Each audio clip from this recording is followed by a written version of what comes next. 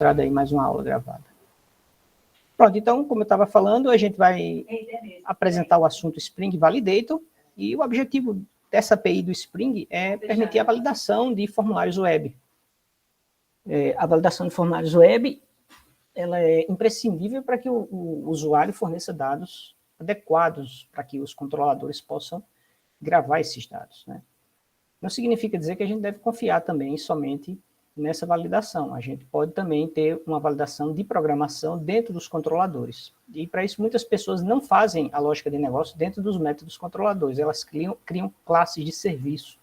Por exemplo, matrícula serviço, aluno serviço.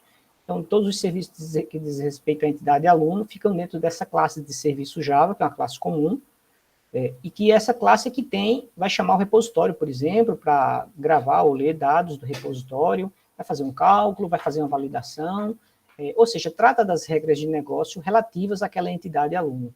Tá? Então, a gente não faz diretamente, como a gente vem fazendo aqui, diretamente a lógica de negócios, né, o uso do repositório, por exemplo, dentro do controlador Spring. A gente cria mais uma camada, a gente cria uma classe chamada classe de serviço, alguns às vezes criam mais de um serviço, e aí reúnem esses serviços todos sob uma fachada, tem esse padrão também de organização, aí é mais uma camada, mas num sistema muito simples, isso aí acaba complicando demais, tá? Uma fachada, geralmente, ela existe quando você quer integrar mais de um serviço e sob uma mesma entidade, e você não quer ficar chamando ou injetando 10, 12 serviços numa classe. Então, você cria uma fachada, uma classe, e essa classe, por sua vez, vai chamar os métodos que são necessários em vários serviços diferentes, né? E chamando esses serviços, a fachada atua como se fosse uma espécie de front-end, né? Uma espécie de front-end não, uma espécie de front desk, né? O birô de atendimento, como se fosse a frente de uma loja da McDonald's, né? Que se encarrega de fazer o atendimento dos pedidos, e por trás, pelas costas lá, pelo back-end, faz a chamada a vários tipos de tarefas diferentes, né? O empacotador, o fritador de batatinha, o cara que prepara o hambúrguer, o camarada que vai buscar mais embalagens lá no depósito, enfim. Esse cara daí, ele fica como sendo a frente de loja, facilitador para o cliente, e por trás você tem uma série de serviços, né, sendo executados por classes diferentes, mas que estão reunidas todas numa única entidade, que seria a fachada. Certo? Isso para grandes sistemas, né? Para pequenos sistemas, eu não vejo muita necessidade de usar fachada, não. Vou deixar isso aqui.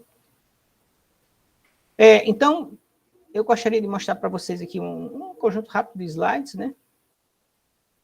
E depois mostrar para vocês no código, no Bitbank, que se vocês fizerem a prática, vocês vão colocar a mão na massa e usar um pouco da API do Spring Validator, e utilizarem ela no sistema do Bitbank, que vem sendo desenvolvido aí desde a segunda semana de aula, tá bom? Então, eu sugiro fortemente que vocês façam essas práticas. Bom, então aqui a gente já adentrou um pouquinho no assunto do slide, né? Porque validar, todo mundo sabe a importância de validar, né? Para você não fornecer dados incorretos, inconsistentes, dados de tipos incorretos, uma letra no meio de um número, por exemplo, né? Ou então números fora de uma faixa, por exemplo, como está dito aqui, né? Formatos de datas inválidos, né? Tamanho máximo e mínimo de caracteres no string, então o string excedeu a 50 caracteres, e aí no banco de dados a tabela está limitando o campo nome a 50 caracteres. Então não adianta você deixar um campo input aberto para o cara digitar mais de 50 caracteres, que aquilo vai acabar dando erro de banco de dados. E o erro de banco de dados vão subir na pilha lá no Stack Overflow, né? No stack de erros de Java, e Stack Overflow é o site, né? No Stack Trace de Java, e aí vai acabar aparecendo lá como um erro estranho, lá no front-end, uma mensagem de erro esquisita, porque ninguém fica tratando exceções de banco de dados, né? Que elas não são exceções do tipo verificáveis, elas são do tipo runtime exception, ou seja, você não é obrigado a tratar, colocar um try-catch, geralmente ninguém coloca lá nos repositórios, e ela acaba subindo lá para cima, lá para o seu controlador Spring, e a mensagem que vai aparecer lá vai ser uma mensagem que o banco de dados aqui vai mostrar para você, que muitas vezes não é tão clara, né?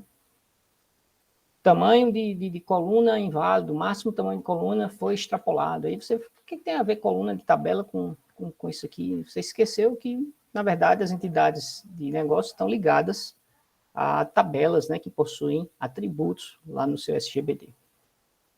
O tipo de validação que se pode fazer são validações de negócio. Essas daqui são validações mais básicas. É por isso que existe essa API, para você não ter que estar repetindo ifs, contagens, etc., dentro do seu código, para verificar se o campo é obrigatório, se o número está numa faixa válida, se o formato da data está válido, se a quantidade de caracteres de um campo de texto está válido. Então, esses são os validadores de campos individuais, digamos assim.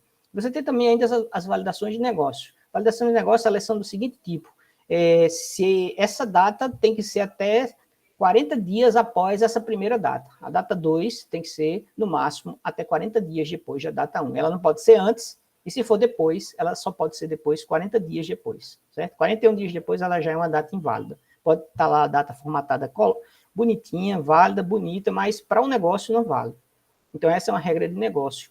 Ou então, por exemplo, se a pessoa tem mais de 65 anos, ela vai ter que informar um outro dado, um outro campo lá, que para pessoas com menos de 65 anos você não precisa informar. Então, a obrigatoriedade de um campo vai depender do valor de outro campo.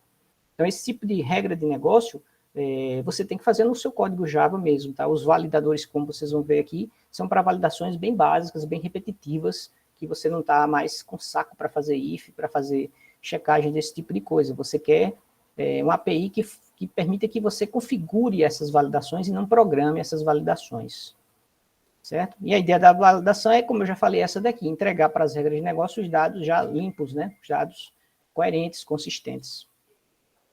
Então, criou-se essa API chamada JSR, um padrão, na verdade, né? JSR significa Java Standard 303, é um padrão para validação de beans.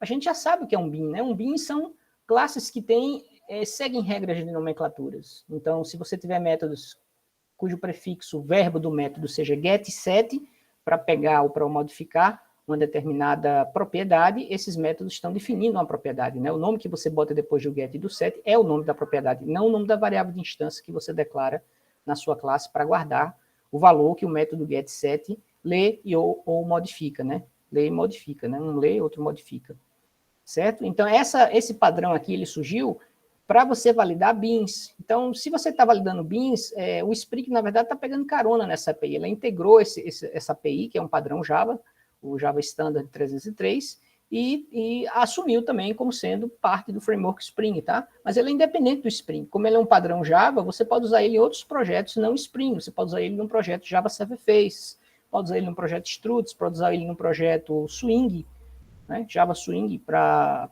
aplicações standalone, né? Certo? E ele não está ligado nem à camada web, nem à camada de persistência, certo? Você não vai validar os seus dados em nenhuma dessas duas camadas, mas sim nos objetos de negócio, porque ele é uma validação de beans.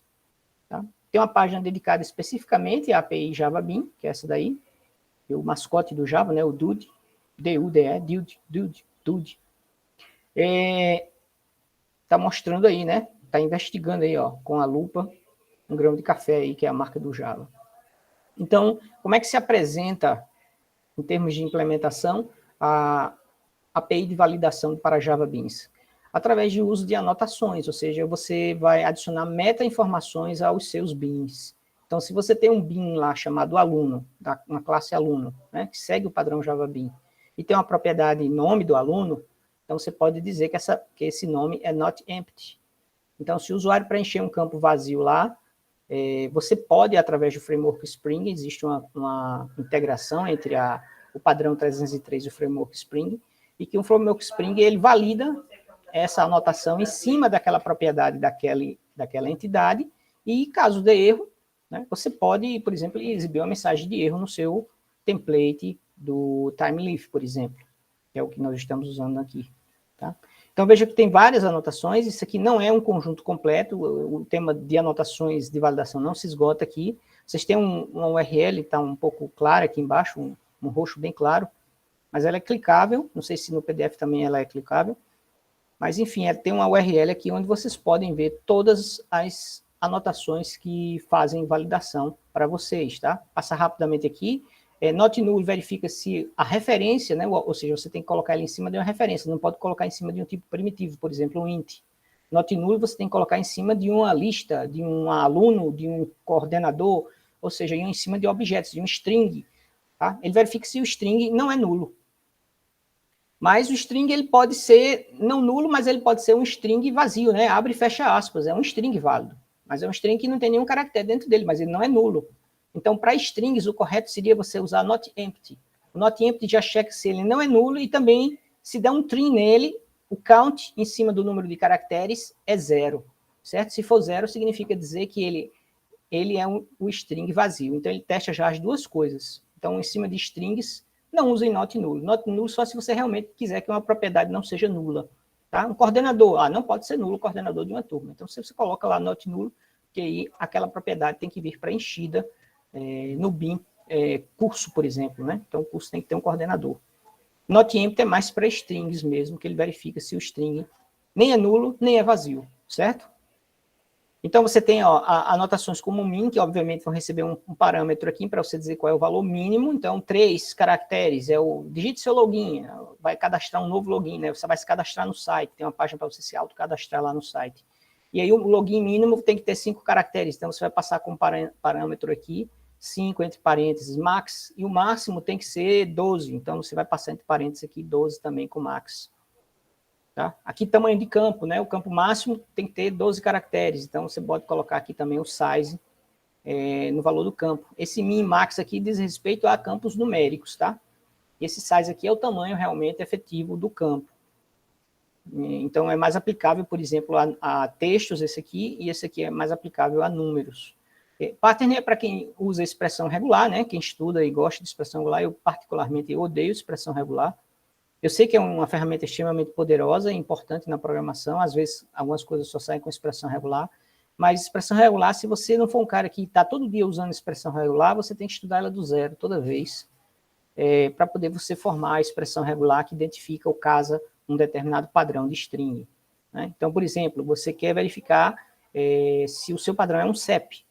Então, não existe, obviamente, uma anotação para CEP. CEP é uma coisa brasileira, tal, bem específica do nosso país. Então, você pode escrever uma expressão regular que faça match, dematch com o CEP, certo? Uma expressão regular para fazer match com e-mail. Antigamente não existia essa daqui, mas aí a API evoluiu e criou o @e-mail. Aí a gente tinha que lançar mão do pattern para escrever uma expressão regular que casasse com um e-mail, né? Que validasse um e-mail. Então, o que ele faz é aplicar a expressão, verificar se o string que você digitou lá casa com a expressão regular que define como deve ser um e-mail bem formado, um nome de e-mail bem formado, né? Tem que ter um string com letras, nomes, pontos, etc. Depois o símbolo de arroba, depois tem que ter... e aí, bom, aí, o formato de e-mail que vocês conhecem, né? Tem que ter um arroba aí no meio separando o nome do usuário do domínio, né? E o domínio pode ter ponto no meio, pode ter número, letra, talvez não possa começar por número, não sei quais são as regras de domínio de DNS. Mas aí você tem que estudar para você definir o pattern. Filter e pass, para você usar datas, né? Filter e pass para verificar se uma data é após uma data ou antes de uma data. Esse aqui para verificar campos do tipo booleano, se um checkbox é true, por exemplo, ou é falso, né? Verifica o número decimal, ou seja, o número de ponto flutuante, né? 7.4, então você define um valor máximo para ele, valor mínimo para ele, e-mail, not blank. Not blank é um campo... Se o campo é nulo ou se após um tree ele não possui caracteres, né? Muita gente confunde o not empty com not blank, certo? Acho que eles são sinônimos, mas eu uso mais esse not empty aqui. Me lembro que uma vez deu uma confusão eu usando not blank, mas eu não vou me lembrar agora exatamente qual foi o caso. E por acaso, na hora eu estava digitando e digitei not blank e não funcionou a validação. Eu não me lembro agora exatamente qual foi a situação, tá? Mas eu prefiro usar o not empty. Não uso muito esse not blank aí, não. Tá? Como eu disse a vocês, o padrão 303 é só uma especificação, é um documento redigido dizendo, olha, tem que ter uma interface assim, que tem que ter esse nome de método com esses 3 parâmetros. O padrão, o comitê, o JCP, ele não define implementações, ele não senta a mão na massa e codifica, tá? Ele define especificações. Essas especificações é o padrão de Java, é o que Java tem que seguir. Quem vai seguir o padrão de Java 303 vai ter que implementar as classes e interfaces de acordo com o que esse padrão diz. O nome da classe não pode ser diferente, o nome do método não pode ser diferente, a quantidade de parâmetros daquele método não pode ser diferente. Tem que implementar a especificação do jeito que ela está, o padrão do jeito que ele está, tá? E aí você tem os vendedores, os desenvolvedores de software, a Oracle, por exemplo, né? Vocês têm o grupo Apache, que desenvolve software livre, bibliotecas para Java, certo? E vocês têm também o próprio Spring Boot, que através desse starter aqui, ó, se você não colocou o starter na hora que você usou lá o site Spring Initializer, né? Dependências aqui, ó, se você colocar validation aqui no nome da dependência, vai aparecer aqui bin validation with Hibernate Validate. O que quer dizer isso? Quer dizer que o Spring Boot, o Spring, na verdade, o framework Spring, o bin de validação do Spring, na verdade, ele vai usar a implementação da especificação JSR 303 implementada pelo Hibernate. Certo? O Hibernate é um desses fabricantes, um desses vendedores, como eu falei aqui no slide, que implementam a especificação, o padrão JSR 303, certo? Hibernate, como vocês sabem, é um provider de persistência, mas ele também implementa outras coisas, por exemplo, a API de validação de Java, certo? Então, lá no seu POM, você simplesmente coloca isso aqui. Se você não tinha colocado, quando você criou o projeto, provavelmente vocês não criaram, quem já começou a implementar o projeto, né? O projeto em grupo, né? Atividade em grupo, o projeto final da disciplina, não tinha visto ainda esse assunto, claro, não lembrou de colocar aqui como starter o bin validation with Hibernate Validator. Então, na hora que você adiciona esse starter aqui no Spring Initialize, ele gera essa dependência no seu POM. Então, basta copiar aqui do slide, adicionar lá no seu POM, seu projeto, e está tudo certo, ok? Veja que não tem um número de versão, porque ele vai pegar lá da cláusula parent, que tem lá dentro do seu POM. Então, aqui você tem um exemplo de uso da API funcionando, né? Vou mostrar ela funcionando primeiro. Então, tem um cadastro aí de um correntista na conta corrente, e esse campo aqui ele é obrigatório. Veja que ele apertou, aqui não está aparecendo o botão enviar, né, ou salvar. Esqueci na hora de fotografar a tela, de colocar o botão, mas o cara clicou aqui no botão de salvar, vou cadastrar, e apareceu aqui um erro dizendo que o campo é obrigatório, certo? Ele digitou somente o e-mail aqui, que era administrador, né? Ele digitou a senha também, provavelmente. Aqui o formulário está mostrado em branco, e aqui já é a resposta. Isso aqui vai para o servidor valida e volta, né? Uma coisa que eu esqueci de dizer é que essas validações aqui, elas não ocorrem no front-end, não acontecem no navegador, não acontecem no JavaScript. Eles acontecem do lado do servidor. Então, você vai ter que fazer uma submissão do formulário, vai ter que enviar o seu formulário para o servidor aplicar as regras de validação que você colocou em cima das suas entidades, e aí, tendo um erro, devolva o formulário com o erro setado. Tá? O nosso desafio agora, até o final da aula, é ver como fazer a junção dessas coisas todas depois de ter colocado a dependência lá no seu POM. Perfeito? Provavelmente e-mail aqui também era campo obrigatório, mas como ele preencheu, não deu erro. Ó. Administrador não é obrigatório, mas aí ele preencheu, ó, já veio preenchido, né? Setado. Mas o nome não foi preenchido, e aí veio com essa mensagem de erro aí em vermelho. Tudo isso é configurável, essa cor vermelha, tudo isso aí a gente pode configurar no nosso código, tá? E aí vamos ver aqui os 3 elementos que a gente precisa fazer. A primeira coisa que a gente precisa fazer é colocar a validação em cima do campo nome. Então, na nossa classe correntista, esse formulário aqui, ele vai cadastrar justamente um objeto da classe correntista no banco, né? Você coloca em cima da propriedade nome, né? Pode ser tanto no método getNome, como na variável que o método get usa para ler. Eu prefiro botar na variável de instância, no caso, tá? Porque fica tudo, a parte de API de JPA com a API de validation, todas as anotações todas juntas no mesmo local. Mas tem gente que gosta, é muito comum ver nos sites, nas dúvidas do Stack Overflow, o pessoal colocar no método getNome, tanto o colon quanto o notBlank, tá? Esse aqui vem da JPA e esse aqui vem da Java Validation API. Perfeito? E aqui você já pode dizer qual é a mensagem que você quer que apareça lá, caso essa validação não passe. Ó. Apareceu aqui campo obrigatório porque eu coloquei a mensagem, tá? Se eu não ponho essa mensagem, ele bota uma mensagem padrão. E aí essa mensagem pode, inclusive, aparecer em inglês, se ele não detectar o locale que você está usando, né? O nosso locale é PTBR, PT de português, BR Brasil, né? O locale default do Spring deve ser o S, Estados Unidos, né? Então, é bem provável que a mensagem apareça em inglês. Não sei exatamente que mensagem, Nunca testei colocar sem a mensagem para ver que mensagem apareceria, mas provavelmente aparecerá em inglês lá, dizendo que o campo é obrigatório, tá? Já que ele vai pegar o loqueio default. E como você não configurou nada dizendo que era português brasileiro, né? Ele usa a convenção sobre configuração. Então, a convenção dele é usar inglês por default. E lá no formulário, como é que ficou? Lá no campo input, onde você vai receber o nome. Então, aqui você tem o label do campo input, ó, do nome, né? Você tem um TH field, e esse form, aqui não estamos mostrando o form, mas o form provavelmente tem um TH object, provavelmente não. Certamente tem um TH object, já que a gente já está usando aqui o TH field. A gente só usa TH field se o formulário usa TH object. E aí o TH field está usando aquelas expressões com asterisco para acessar uma propriedade do correntista, né? Esse formulário, obviamente, recebeu um objeto correntista, lá do controlador Spring. E aqui embaixo, ó, eu ancorei numa cláusula P de parágrafo, podia ser um span também, uma div, aí você que sabe. Ancorei numa cláusula de parágrafo, né? Como eu botei um BR aqui para pular a linha, por isso que a mensagem de erro vermelho apareceu na linha de baixo do input, por conta desse BR aqui. E embaixo, na cláusula parágrafo, eu ancorei vários elementos do time-leaf. O primeiro foi um if. Eu só vou mostrar esse parágrafo se o objeto fields, que é um objeto padrão do time-leaf, daqueles objetos predefinidos, né, como dates, lists, são objetos que executam uma série de operações em cima de coisas específicas, e fields, o fields ele é um objeto predefinido exatamente para verificar se você tem algum erro, se foi gerado algum erro na API de validação do Java, né, API 303. Então, está aqui vocês vendo a integração do Spring com a especificação 303, o padrão 303, né? Esse objeto predefinido, hashtag fields, dentro da expressão $, do Spring, do time-leaf, melhor, Spring não, do time-leaf, melhor dizendo.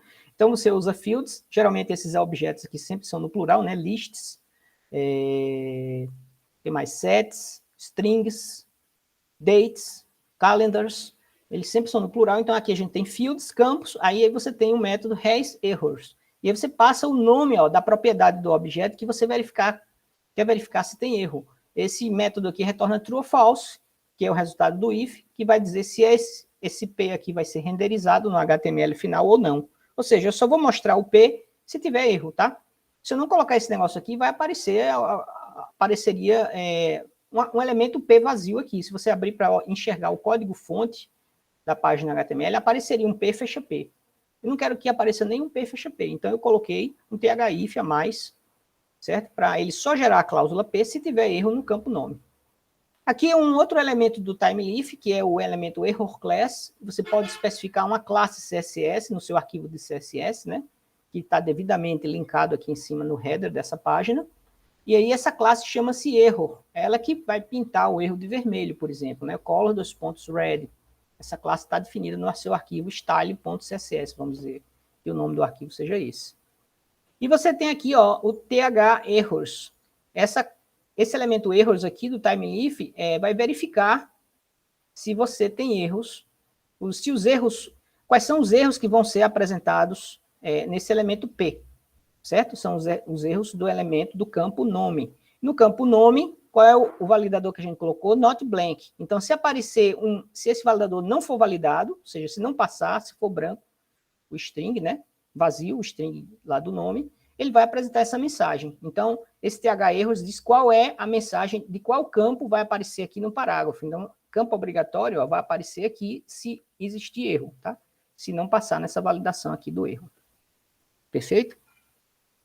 E como é que a gente faz lá no nosso controlador? Nosso controlador a gente tem que também programá-lo para se preparar para as validações. De que forma? Aqui está o controlador que é chamado pelo action desse formulário, que não, infelizmente eu deveria ter colocado aqui o elemento form, né, para a gente ver exatamente que o action está chamando /save.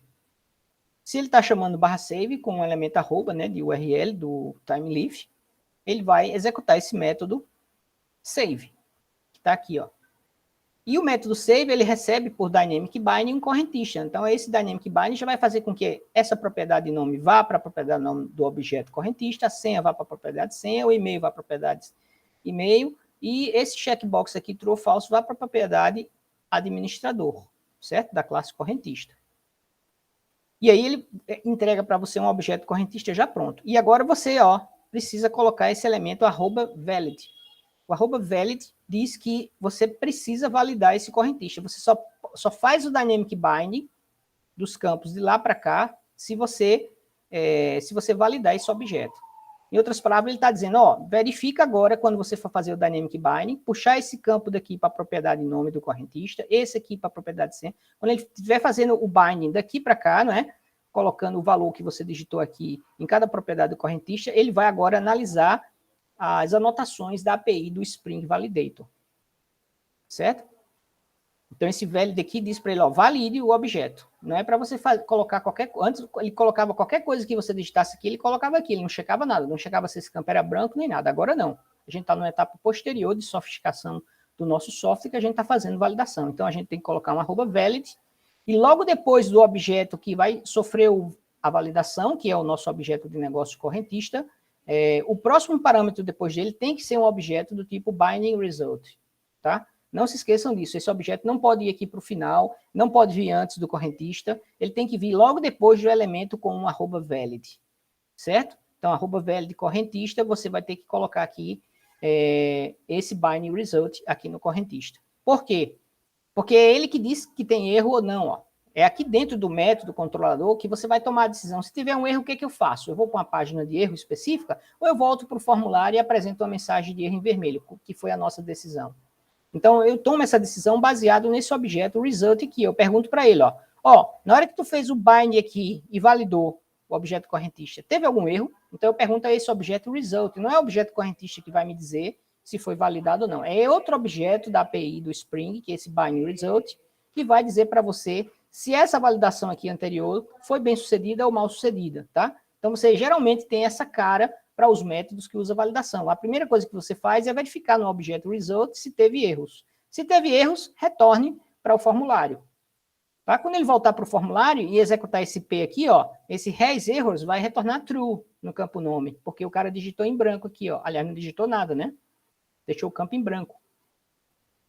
Então, ele vai exibir a mensagem em campo obrigatório, aqui, porque esse P é para a propriedade nome, então ele vai exibir a mensagem que a gente colocou no validador da propriedade nome, e vai pintar de vermelho, porque a gente especificou o erro class, né? Uma classe chamada erro, cujo a cor do texto é vermelha. Tá? Se passou do if, é porque o correntista passou por todos os validadores que você colocou em todas as propriedades dele. Então, o correntista está válido. Ou seja, você tem um objeto correntista com todos os seus campos validados, tamanho máximo, data posterior, anterior a tal data, tudo corretinho. Então, você vai e chama o seu repositório. É aqui que eu disse que vocês, ao invés de chamar o repositório, podia chamar uma classe de serviço. Certo? Podia chamar uma classe de serviço, onde essa classe de serviço, ela faria essas 3 últimas linhas daqui de baixo. Como esse sistema é muito pequeno e as regras de negócio são muito pequenas, né? Então, a gente está fazendo aqui dentro do controlador, mas isso aqui não é recomendável, tá? Essas 3 linhas, essa linha daqui, save, ela deveria estar dentro de um código de negócio, tá? Dentro de um código de negócio. Para onde você passasse o correntista e o binding result, né? Ou seja, esse if aqui, essas 3 linhas, esse if e esse correntista repositório aqui, essa linha de save no repositório, estaria numa classe chamada correntista service, certo?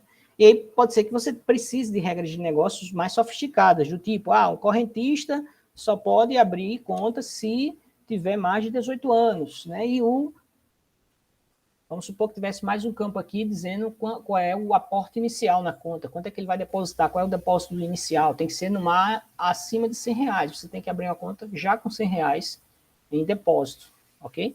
Essas 2 linhas daqui não, são coisas de controlador, né? Gerenciar mensagens que vai aparecer lá na tela, ou seja, usar atributos de flash, indicar qual é a próxima página, isso aqui também seria coisa para o controlador do MVC, né, do Spring. Ô Fred, e esse string aqui que retornasse aqui? Obviamente, se você tivesse uma classe de serviço, ela retornar true ou false. E aí, se ela retornasse false, você faria esse return correntista form aqui dentro desse método correntista mesmo. Feito? Então, aqui só reforçando que o binding result deve seguir na declaração do método o objeto validado. Não pode ser depois aqui, por exemplo, depois aqui do redirect attributes, né? Em geral, o redirect attributes é o último parâmetro que a gente coloca, pelo menos eu coloco, no método, deixei lá no final, certo? Classe cliente, ó. Na classe cliente eu defini 2 validadores. Você pode colocar quantos validadores você quiser, né? Mínimo e máximo. Então, o cliente ele deve ter no mínimo 16 anos para abrir uma conta, né? E deve ter no máximo 100 anos. Existe uma limitação máxima de idade aí, né? Veja que em cada um dos validadores eu coloquei a mensagem. Então, se você coloca a idade 12 aqui, do mesmo jeito aqui, ó, eu coloquei um elemento P e ancorei no elemento P um THIF, um TErrorClass e um TErrors, né? Aqui o campo AC, cuja mensagem vai ser exibida, vai ser o campo de idade. Então, ele vai exibir ou essa mensagem ou essa, né? Se você colocar um valor abaixo de 16 ou acima de 100. No caso aqui, ele colocou abaixo de 16, então ele mostrou, deve ter no mínimo 16 anos, certo? Se tivesse colocado aqui 112, ele deveria mostrar a mensagem, deve ter menos de 100 anos. Perfeito? Bom, expressões regulares também são uma forma de você definir, né? Aí você usa o elemento @pattern, aí você diz qual é a expressão regular. Isso aqui é que eu digo que é complicado, ó, você aprender a sintaxe de definir uma expressão regular. Então, essa expressão regular aqui está dizendo que o código tem que ser exatamente 5 dígitos. Então, vamos supor que eu tivesse um campo CEP aqui, que eu digito somente os dígitos, sem o traço, para separar, né, aqueles 3 últimos dígitos lá do CEP. Né? Aliás, o CEP tem mais de 5 dígitos, né? 58, 045, 040. O CEP hoje em dia tem 8 dígitos, né? Então, eu poderia mudar aqui de 5 para 8, para você digitar os números encarrilhados. Eu podia dizer 5 caracteres, um traço, depois mais 3 caracteres. Então, a minha expressão regular ia ficar mais complicada, mais sofisticada. Ela ia exigir que você digitasse um caractere traço, né? Após os 5 primeiros caracteres e depois mais 3 caracteres numéricos, né? A expressão regular ia ficar o seguinte, ó, depois desse fecha colchete aqui, teria um traço, que é obrigatório, aí colchete, de 0 a 3, 0 a 9, né? Dígitos de 0 a 9, fecha colchetes, e entre chaves, 3. Tá? Chaves diz a quantidade, e aqui diz que caractere vai se repetir nessa quantidade. E eu posso usar intervalo aqui usando esse traço.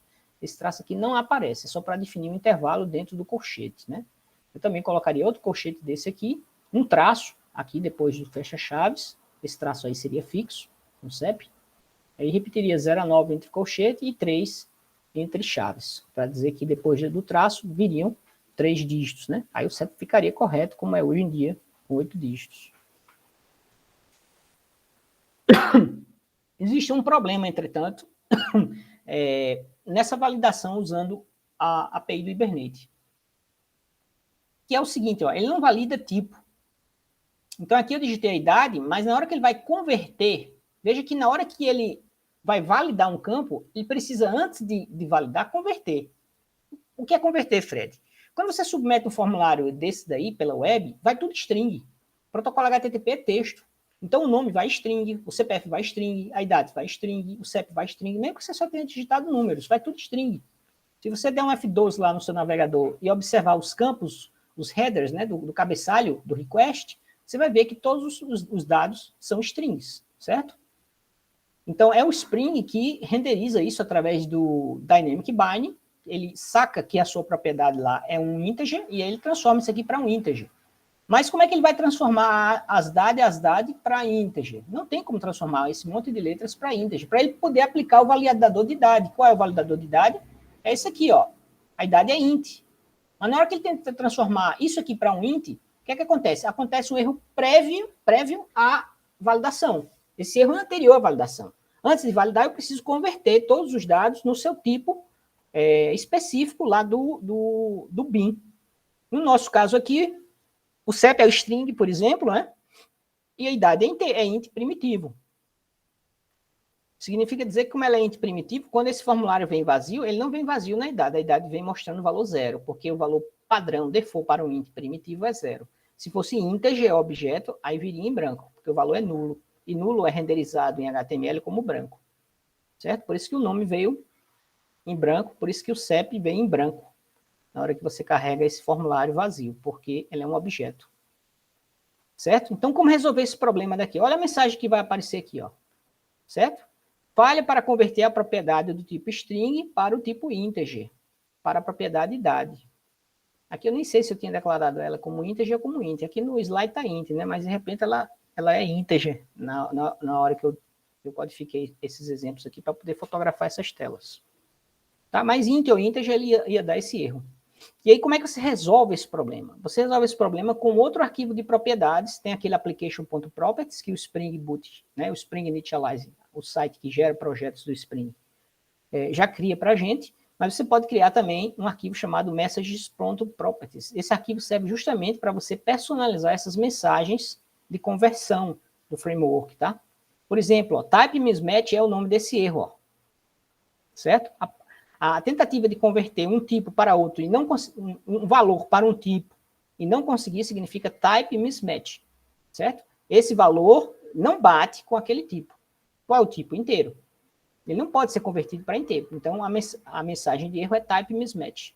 Então, você começa com o nome da mensagem, type mismatch, aí ponto, cliente, ponto, idade. E aí você vai dizer que é número inválido, certo? Se você quiser para todo mundo, você digita somente type mismatch igual a número inválido, que é o que você faria na prática, certo? Você não vai dizer que só quer mostrar número inválido se for para essa propriedade, para desse objeto aqui, tá? Dessa classe aqui. Perfeito? Então, você já colocaria type mismatch igual número inválido, e aí, toda vez que ele tentar converter qualquer inteiro na sua aplicação, qualquer valor inteiro, que não é inteiro, como esse string aqui, para inteiro, ele vai mostrar essa mensagem número inválido. E aí você precisa fazer uma configuração também, porque isso não é padrão, a configuração default dele, né, a convenção dele é mostrar a mensagem em inglês mesmo, então, como você está mudando a convenção, você tem que escrever configuração, certo? É a velha história da convenção sobre configuração. Eu não quero a convenção, então vai ter que fazer configuração. Então, lá naquela classezinha que tem o main, aquela classe de aplicação que a gente geralmente não mexe, você vai ter que escrever tudo isso aqui, ó, certo? Onde é que eu copiei essa classe? Você pode copiar aqui nesse site aqui que eu coloquei já para você não ter que copiar todo o slide. Veja que nem coube tudo aqui nesse slide. Nossa senhora, está bem grande aqui essa classe. O problema é se eu diminuir o tamanho dela, vai ficar... Vamos botar ela aqui assim, só para a gente ter uma ideia, né? Então, ó, aqui é a sua classe de aplicação, a classe que tem o seu main. Geralmente ela vem somente até aqui, ela aqui tem o fecha-chaves dela. Você vai adicionar vários métodos que criam vários bins. Um bin que cria um objeto message source, um local validator factory bin, um local resolver, local change interceptor, né? E vai sobrescrever esse método add interceptor que já existe aqui nessa interface, certo? Bom, eu tive que pesquisar bastante para poder descobrir que era preciso fazer isso, para você poder customizar suas mensagens de conversão, tá? Senão vai aparecer assim, o que não é nada agradável e não deixa o usuário nem um pouco claro sobre como deve proceder. Onde foi que eu falhei aqui, né? Claro que aqui está claro, essa mensagem aqui pode ser clara, mas imagine que isso aqui fosse um código, né? Um código que não pudesse ter letras. Então, o usuário poderia ficar confuso com essa mensagem em inglês, né? Ele não é obrigado a saber inglês, a gente está no Brasil. Então, é interessante que você também faça a conversão das mensagens de conversão, certo? Você traduza, melhor dizendo, as mensagens de conversão. E para fazer isso, você vai precisar desse arquivo aqui, que você não vai usar o padrão do Spring, que está tudo em inglês, como vocês podem ver aqui. Tá? Aqui você vai dizer qual é o tipo do erro, type mismatch, até onde você quer que esse erro seja usado, ou então simplesmente type mismatch igual a número inválido. E aí você tem que, na sua classe de aplicação, configurar tudo isso aqui para que o conversor de tipos, né, que trabalha diretamente interrelacionado com o Dynamic Binding, passe a fazer a conversão baseada nesses objetos aqui que você está dizendo. Aí esse aqui, por exemplo, está dizendo que você vai usar um objeto messages, né, que é esse arquivo aqui, ó, message, que você tem um arquivo message, não use o interno dele lá, certo? Aí esse message source aqui, ó, é parâmetro desse outro cara daqui, ó, do validator, porque o validador, para poder validar, ele primeiro faz a conversão faz a conversão, né, dos tipos. O que mais? Aqui você tem um locale resolver, que o padrão está o S, a gente pode, inclusive, tentar colocar aqui PTBR, eu nunca fiz esse teste, certo? E outras coisas mais que eu simplesmente peguei dessa classe e funcionou quando eu usei, certo? não tenho um conhecimento profundo nas entranhas do Spring para explicar para vocês exatamente o que cada uma dessas coisas faz exatamente. Esse add interceptors aqui, por exemplo. Por que eu preciso de um interceptor? Locale change interceptor, né? Acho que esse interceptor é o que ele chama de conversor de valores, né? Para fazer o dynamic bind. Enfim, a gente precisa ter esses bins aqui configurados, né? Esses métodos aqui configurados na nossa classe de aplicação, para poder o conversor de mensagens passar a usar o nosso arquivo de mensagens traduzidas, e não o arquivo interno lá do Spring, onde tem todas as mensagens que ele usa por default, certo? E aí sim, a partir daí, ó, feito isso aqui, criado o arquivo lá dentro de Source Main Resources, né? Lá onde tem o arquivo, aliás, o Application Properties fica fora de Source Main Resources, ele fica na raiz, né?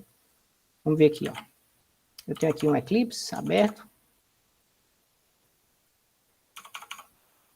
Tá aqui o Eclipse aberto. Não, ele fica dentro do Resources também. Então, aqui como você tem o Application Properties, você teria o Messages Properties, certo? Você teria o Messages Properties. Você colocaria aqui a mensagem. E lá na sua classe de aplicação, olha como é que está a classe de aplicação aqui. É bem simples, só tem simplesmente o método main, né?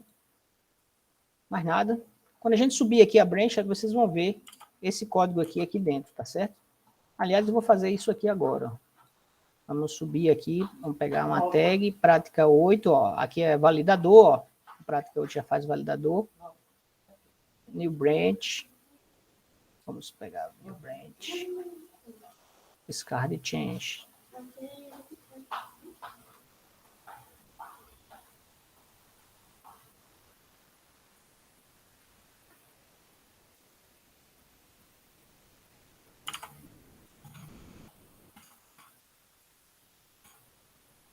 Aqui, pessoal, se a prática 8 é a que eu quero mesmo. É, a prática 8.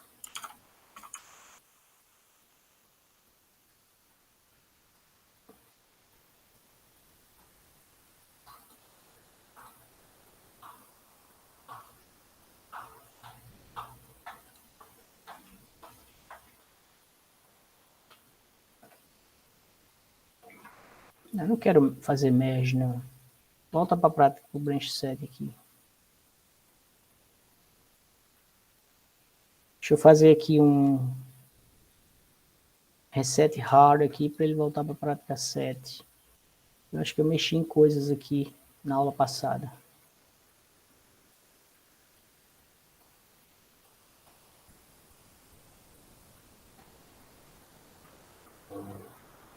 Already exists.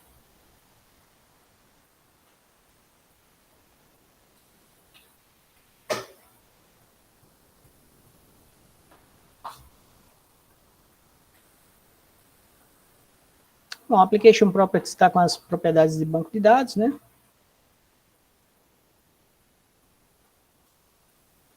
Eu acho que eu não cheguei a fazer essa parte de mensagem, não. Vamos colocar isso aqui no ar para a gente ver. Primeiro eu preciso rodar aqui o champ, rodar o banco de dados. Senão ele vai dar erro na hora que eu executar a aplicação aqui. Pronto, está rodando aqui. Agora vamos rodar essa classe aqui.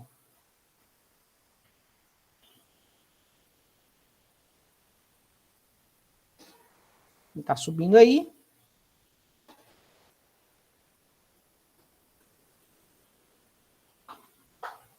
Bom, deu um erro aqui.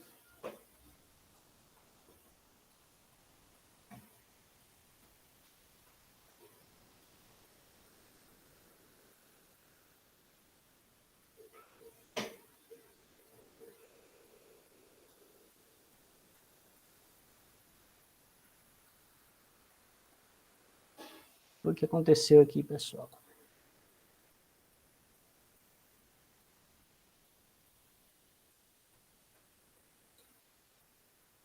Será que eu apaguei o banco de dados do MySQL na aula passada? Não, tá ele aqui, ó.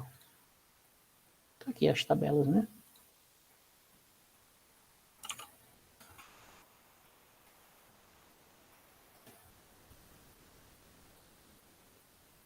Vou tentar rodar novamente aqui. Está dizendo que tem erros no projeto.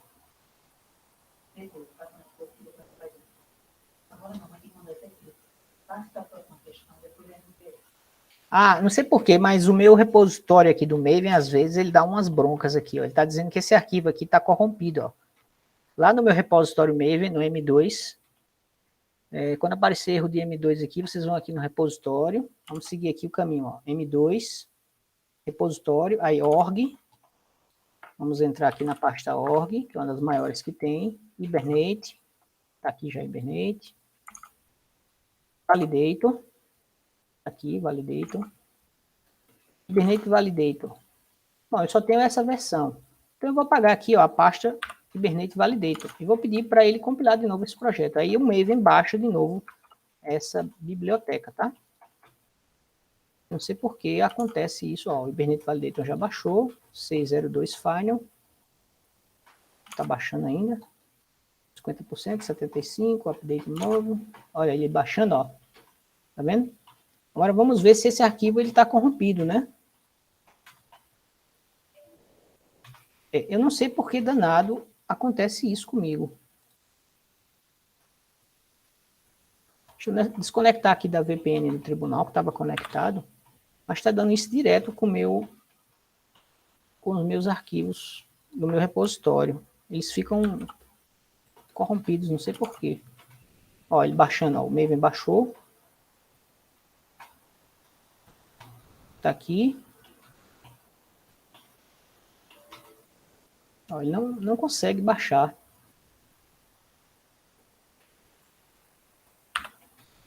Vou fazer o seguinte, eu vou pegar aqui o projeto e vou usar aqui o Maven na linha de comando, tá? Vou fazer um mvn clean. Vocês vão ver, ó, que a pasta validator aqui do Hibernate está em branco. Limpe esse projeto, Bitbank, e empacote ele. Ele vai ver que está precisando do Hibernate Validator, está baixando, ó. Tá vendo, ó? Não tem erro nenhum. Mas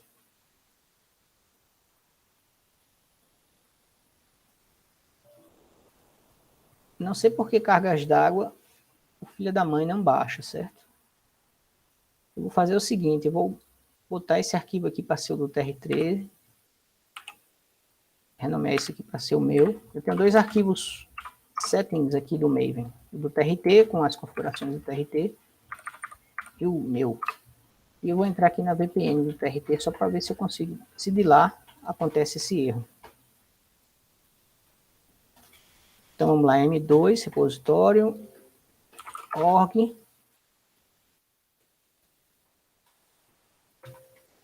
Hibernate,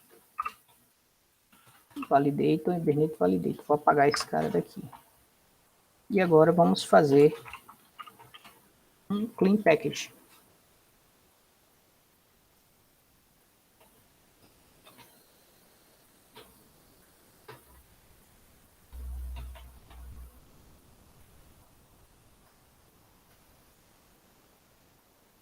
Ele está falhando nos testes, porque eu tenho testes. Mas aí, se eu der um -d, Maven, teste, skip, igual a true. Vocês vão ver que ele vai compilar com sucesso aí.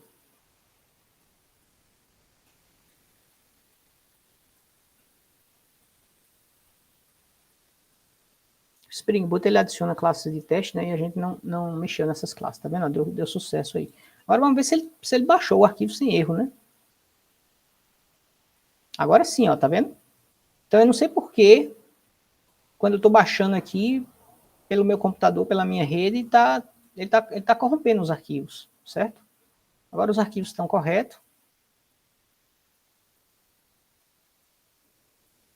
Veja que está aparecendo um erro aqui ainda em Hibernate Validate, mas quando eu mandar compilar por aqui, ó, Alt F5,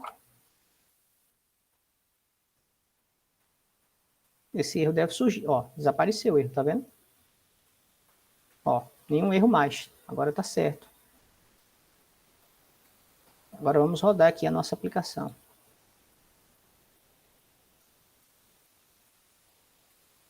Então, agora subiu com sucesso. Então, era um problema de um arquivo do Maven, no caso aí do Spring Hibernate Validator, corrompido, né? O arquivo zip corrompido. Eu não sei por que aconteceu isso. Já com vários arquivos meus eu tenho notado esse tipo de coisa. Alguma coisa eu fiz errado aqui no meu computador que corrompeu esses arquivos. Bom, então feito isso aqui, a gente parte para a aplicação, ó. Cadastrar correntistas, ele já cadastra de cara esses 3 correntistas aqui.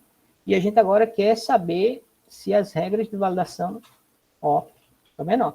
Campo obrigatório, senha deve ter entre 3 e 12 caracteres, e-mail, campo obrigatório. Então eu vou colocar o nome aqui, a senha, não sei se eu coloquei validador de senha, né? E o campo de e-mail. Aliás, isso aqui é senha, né? 1, 2, 3. fred@ifpb.br. Aí ele cadastra com sucesso, tá vendo? Agora vamos ver, exatamente nesse projeto daqui, eu acho que eu peço para vocês colocarem aquela parte na prática do Spring Boot de tradução de mensagem, mas eu mesmo não fiz na prática do Spring Boot. Então, provavelmente, se eu adicionar um campo inteiro aqui, ó, vamos pegar aqui, vamos fazer um teste. Pega aqui o módulo, correntista, vou adicionar um campo inteiro aqui no correntista, a idade dele. Tá? Então, adicionar aqui um campo, arroba transiente. O que é que significa isso? Ele não vai ser gravado em banco de dados, certo? Private, só para a gente testar aqui. Integer, idade. E aqui a idade vai ter um mínimo. Ctrl Shift O, né? Para a gente importar aqui. Ó, tem vários transientes, tem que escolher o certo, é o persistence, certo?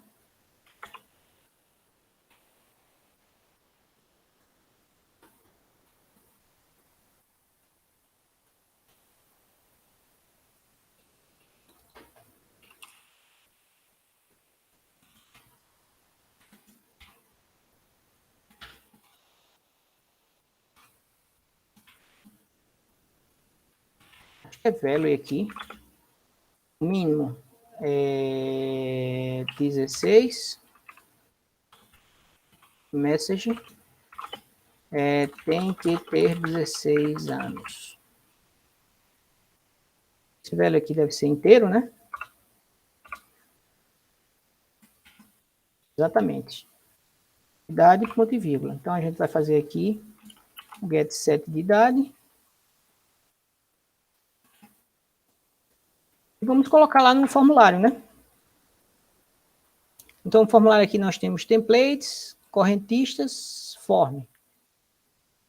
Vamos colocar mais um campo aqui, depois do e-mail, ele vem depois do admin. Então, ele vai ficar antes do admin. Aqui, ó, depois do e-mail, vamos colocar aqui um campo de idade. Vou colocar aqui idade. Idade. Não, aqui é erro mesmo. Aqui é idade. E aqui é idade. Pronto. Vamos ver agora como é que fica a nossa aplicação. Já deve ter restartado lá. Bitbank. Novo. Aqui, ó, a idade aparece com 0, né? Apareceu com 0 porque eu cadastrei lá. Int. Se eu colocar aqui integer, vocês vão ver que vai aparecer em branco o campo. Essa simples mudança já aparece em branco o campo. Então, tem que carregar de novo, né?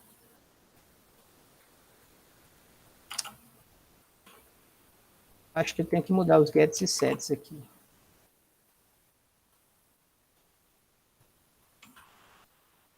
Estranho, devia ser automático isso. Vou parar a aplicação e restartar de novo.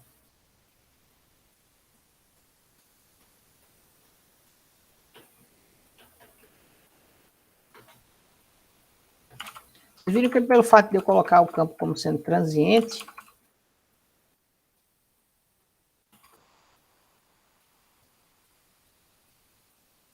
cadê o... aqui. O correntista, ó, não tem o campo idade, tá vendo, ó? Eu coloquei transiente lá, certo? Vamos voltar aqui agora para a aplicação. Pronto, ó, vamos ver agora como é que fica. João, senha 1, e-mail. Vamos deixar em branco o e-mail. E a idade, eu vou digitar aquelas letras lá para vocês verem a mensagem de erro, né? Então, ó, apareceu aquela mensagem de erro que eu falei para vocês, né? Certo? Como resolver isso? Pega essa classe aqui. A gente pode encontrar ela aqui.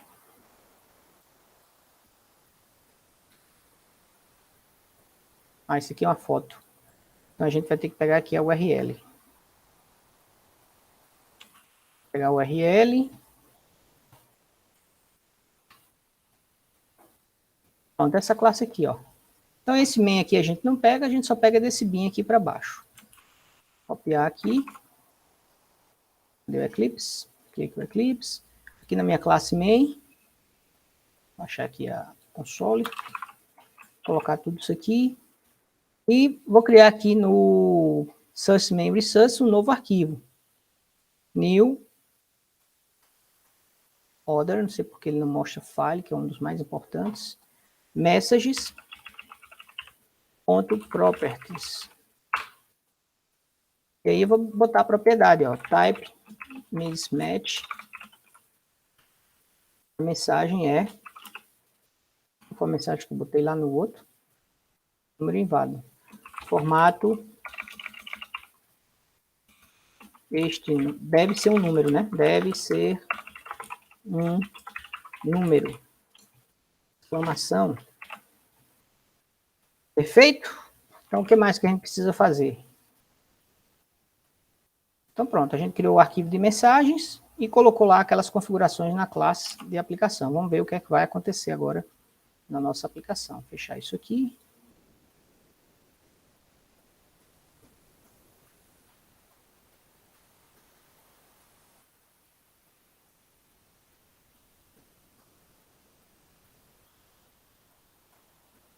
Deu um erro aí. Vamos startar de novo.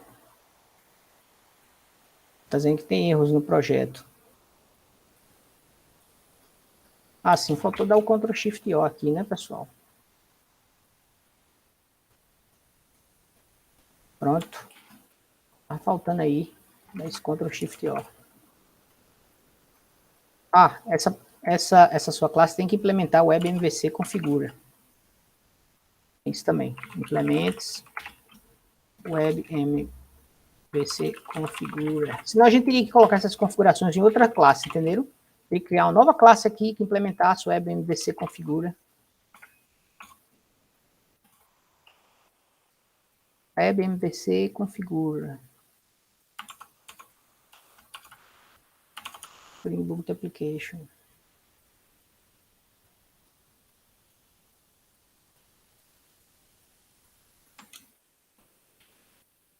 Pronto, salvei. Estava faltando só salvar. Então vamos rodar aqui para ver.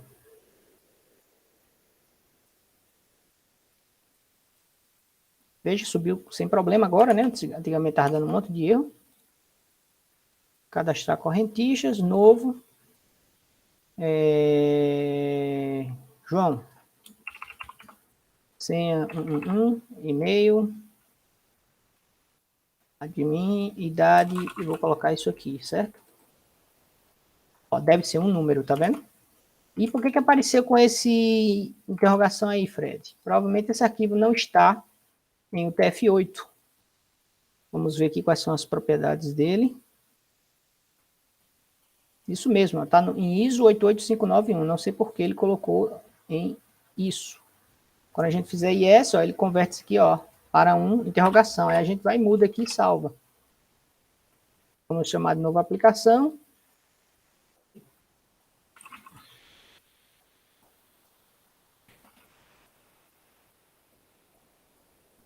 Ó, deve ser um número. Não precisa de aspas, não, né? Certo? agora sim, ó, a mensagem apareceu corretamente, certo? Então, a gente não tinha feito, eu não tinha feito aqui provavelmente sugeri para vocês fazerem como exercício extra na prática do Bitbank, mas eu mesmo não tinha feito. E o último assunto seria você criar um seu próprio validador, tá? Então, imagine que eu queira validar o código do curso. O código do curso, por exemplo, lá do IFPB, vamos supor que tenha 3 letras e depois 3 números. Só por hipótese aqui, para efeito didático. Então, você tem que criar uma anotação, além daquelas anotações que já vem no Spring Validator, ele é uma API expansível, você pode expandi-la, né? Você pode criar seus próprios validadores, suas próprias anotações. Nesse caso aqui, a anotação da gente vai se chamar código curso. Então, toda vez que um campo string tiver a anotação código curso, ele vai verificar se o que você digitou naquele campo de string segue a constraint desse código curso aqui. E aí, como é que se faz isso? Primeira coisa que você tem que fazer é implementar a sua interface. Sua interface tem que ter todos esses métodos aqui, ó, value, message, que é a mensagem padrão de erro, se você não indicar nenhuma, né, ele vai mostrar essa daqui. E esses 2 coisas aqui que eu realmente nunca sei para que eles servem, groups e o payload, tá? Não estudei a fundo como construir um construtor customizado para poder usar essas 2 variáveis aqui, esses 2 métodos aqui, o método groups e o método payload, né? A implementação deles de default aqui é vazia, né? Você não faz nada, tá? E o desses métodos, o valor default, você coloca aqui o string do lado, ok? O senhor só vai deixar disponível essa classe que o senhor fez aí de configuração, que o senhor botou no application? Não, tem uma URL lá no slide, só você copiar isso aqui que você tem acesso a ela, tá? Aí só é só não copiar o main e colocar esse implementos aqui, perfeito? Tá certo. Você tem que adicionar esse implementos na sua classe de aplicação e copiar de bin para baixo. Esse main aqui é daqui da sua classe, então o nome da sua classe vai estar aqui, ó. Certo? Então você não deve copiar esse main daqui não, você deve trazer de bin para baixo, somente esses caras aqui, desse bin até esse override aqui. Certo? E lembrar de implementar essa interface aqui. Porque senão você vai ter que colocar isso aqui em outra classe de configuração, que implementa essa interface. Então você já coloca dentro da classe da aplicação onde tem o main mesmo, e você economiza uma classe no seu projeto. Tá? Então aqui você cria a annotation, né? Eu chamei de código curso, pode ser qualquer nome que você queira. Para criar uma anotação em Java, você tem que ter essas outras anotações, né? Curioso, né? Uma coisa recursiva. E aqui você diz qual é o target da annotation, se você vai colocar ela em cima de um método ou em cima de um campo. Então, aqui eu deixei as 2 opções. Você pode colocar ela tanto em cima do método get, da sua classe de entidade, quanto também colocar em cima ele chama de field, mas é uma variável de instância, né? Que é o que eu adoto como padrão. Eu prefiro botar em cima da variável de instância, como vocês viram lá em cima da variável nome, né? O not empty. Aqui o retention, você deve manter ela, a anotação ela deve passar para o bytecode, ou seja, ela deve estar presente durante a execução do código, porque é uma anotação que ela vai ser checada durante a execução do programa. Tá? Ela não é descartada durante a compilação. Tem anotação cujo tempo de vida dura até a compilação do programa, depois a anotação é descartada, não serve mais para nada. E tem a anotação que gera código no bytecode, ou seja, ela está em tempo de runtime, ou seja, é uma anotação que ela vai executar em tempo de runtime. Certo? Então, você tem que colocar isso daí.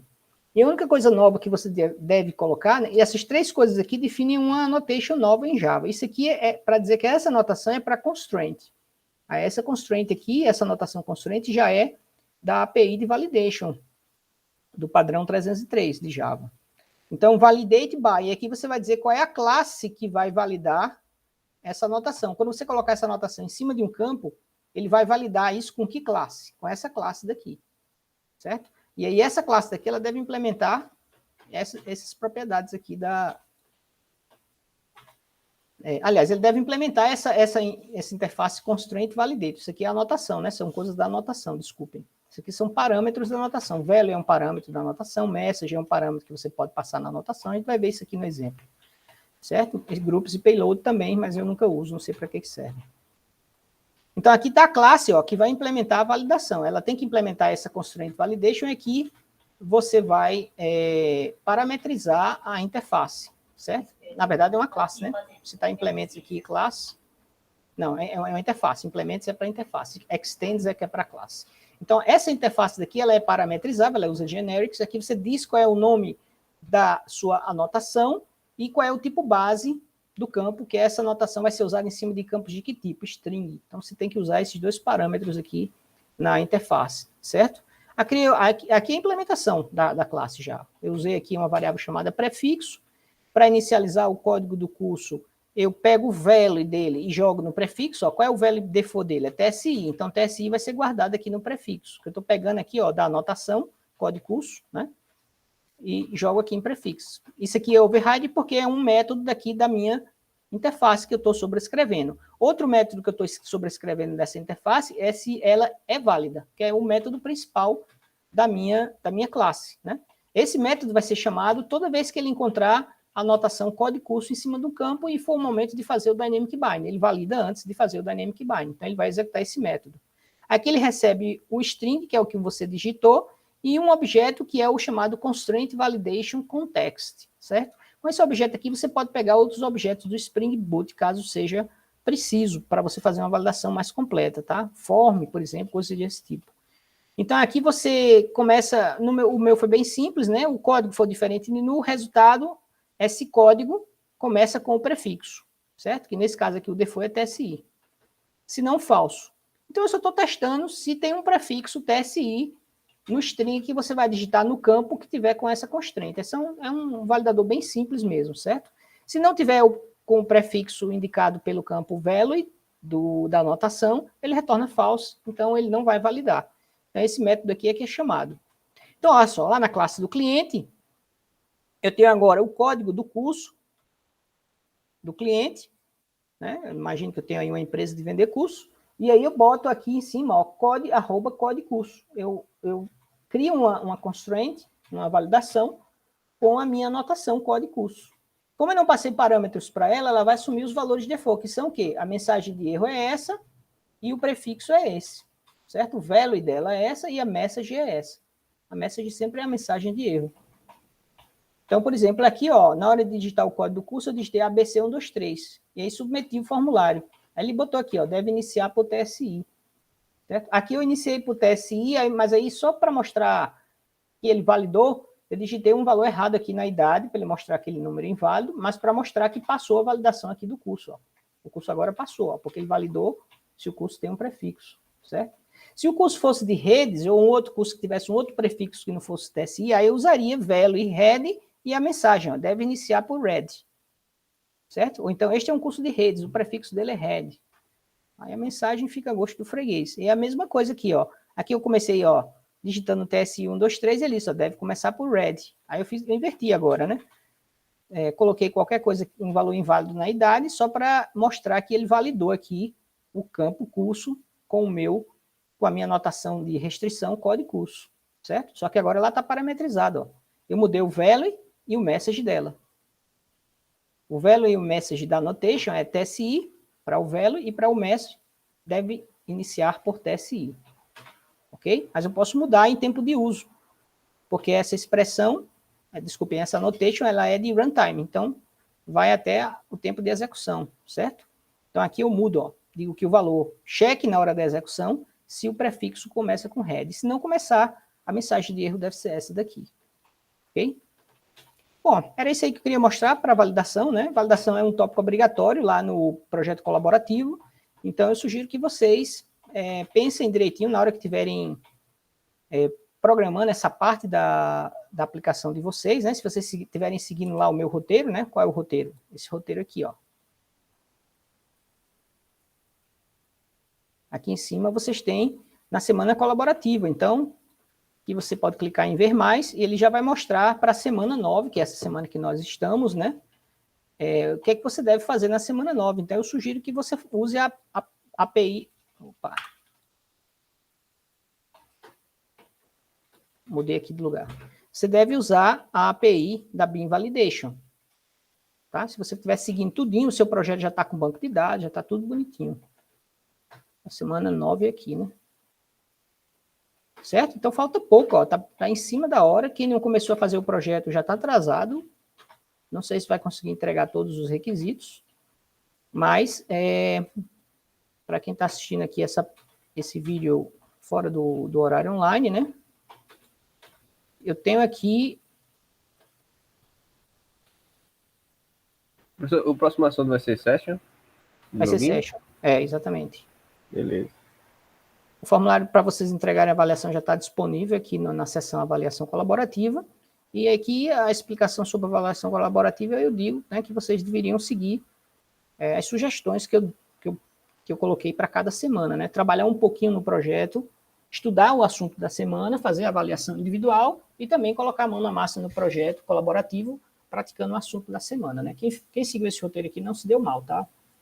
Tá bem encaminhado, tá? Para terminar o projeto. Bom, pessoal, nessa aula é isso, por enquanto. Eu agradeço aí a presença de Ismael, é praticamente o único que veio, eu acho que a todas as aulas. Essas aulas online, não sei o que possa fazer para atrair mais gente, mas acho que o fato de ter bom material gravado lá deu segurança ao pessoal e que acabou deixando de ir, porque viu que o que tinha lá, na verdade, é bem mais completo e com bem mais tempo do que essa 1 hora que a gente tem aqui para falar do assunto da semana toda, né? A gente tem que fazer aqui, se virar nos 30, como dizia o Faustão, para poder fazer uma aula online minimamente interessante, né? O ideal seria que a gente viesse aqui só para tirar dúvidas, mas a gente sabe que nem todo mundo mantém o assunto em dia, certo? Bom, então é isso. Eu vou interromper aí a gravação.